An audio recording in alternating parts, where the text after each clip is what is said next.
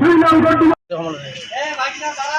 নং গড্ডিমারি ইউনিয়নবাসী, আপনারা জানেন আগামী 27 জুলাই 2 নং গড্ডিমারি ইউনিয়ন পরিষদের উপনির্বাচন। আমি এই উপনির্বাচনে চেয়ারম্যান পদপ্রার্থী হিসেবে প্রতিদ্বন্দ্বিতা করছি। আজকে আমাদের প্রতীক বরাদ্দ ছিল। আমি আমার প্রতীক আনারস লিখেছিলাম এবং আরেকজন প্রতিদ্বন্দ্বী আমার ছোটো ভাই আনারস চেয়েছিলেন। দুজনের মধ্যে লটারি হয়, আমি আনারস প্রতীক পেয়েছি ইনশাল্লাহ।